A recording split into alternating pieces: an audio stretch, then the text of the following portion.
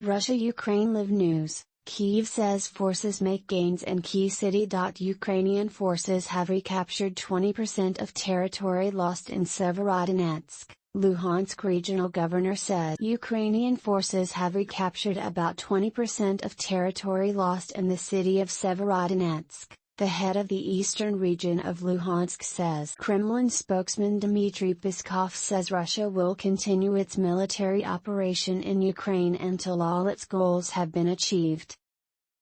UN Chief Martin Griffiths had frank and constructive discussions with Russian officials on facilitating exports of Ukraine grain from Black Sea ports, a UN spokesperson said. Russia says it plans to summon the heads of US media outlets in Moscow next week to notify them of tough measures in response to US curbs against Russian media.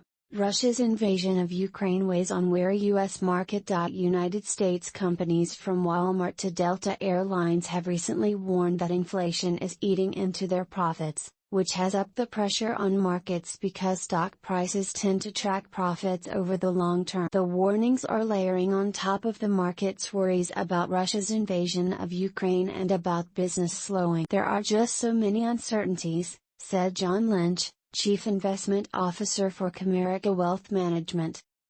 You can't put Ukraine on a spreadsheet and you can't put lockdowns in China on a spreadsheet, he said. Trudeau reiterates support for Ukraine. Canada's Prime Minister Justin Trudeau has said his country's support for the Ukrainian people has not wavered since Russia invaded Ukraine 100 days ago, and it never will. We'll continue to provide assistance, and make sure they have what they need to defend themselves, Trudeau said in a tweet. Ukraine's defense minister thanks Army, asks for more weapons. Ukraine's defense minister Oleksiy Reznikov has called on allies to continue to arm Ukraine after 100 days of resistance, bravery and fortitude. I want to thank our military, volunteers and the entire Ukrainian nation, Reznikov said in a tweet.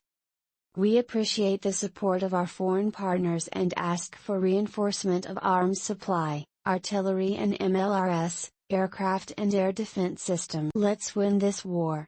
Ukraine war aggravating existing global food crisis, UN warns. As the cost of food soars around the world, the United Nations warns that the war in Ukraine risks aggravating inflating prices and causing a full-on global food crisis. Luca Russo, lead analyst for food crises at the Food and Agriculture Organization of the UN, FAO, told Al Jazeera that as Russia's invasion of Ukraine sends energy prices higher, the cost of delivering aid has increased as well. The risk of a severe food crisis is particularly felt in the developing world, he warned.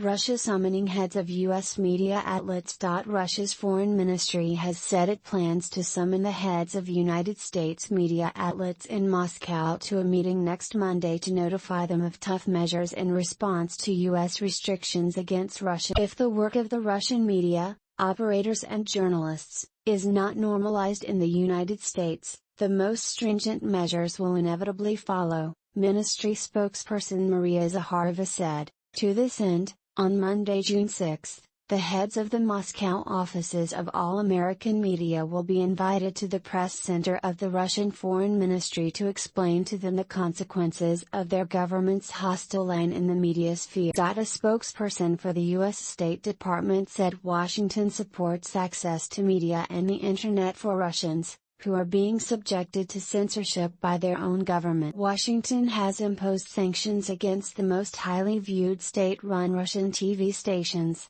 accusing them of spreading disinformation to bolster Russia's war in Ukraine. Waning interest online in Ukraine war, Axios. After 100 days, the war in Ukraine has seen a significant drop in interest online, Axios has reported, citing a study conducted by social media monitoring platform. According to the report, news articles on the Ukraine war have decreased to 70,000 this week from 520,000 articles in the first week of the war. The figures also showed a 22-fold decrease in social media interactions on news articles published about Ukraine.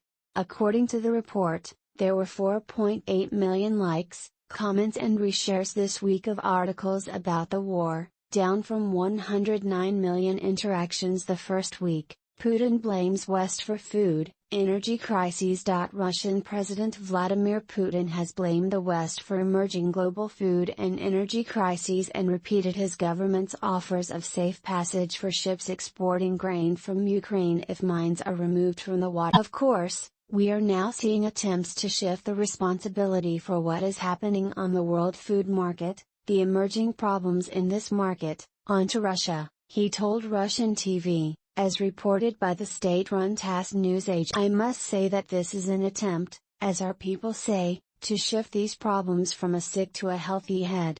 Putin also said Western sanctions against Russia would only worsen world markets, reducing the harvest and driving up prices. Ukraine has retaken about 20% of territory lost in Sievierodonetsk. Ukrainian forces have recaptured about 20% of the territory they lost in the city of Sievierodonetsk during fighting with Russia, the head of the eastern region of Luhansk. Whereas before the situation was difficult, the percentage, held by Russia, was somewhere around 70%, now we have already pushed them back by approximately 20%. Serhiy Haidai told national television. Haidai said the Russians were shelling Ukrainian positions for hours and then advancing, only to be driven back by defenders who had not been hurt, before repeating the pattern.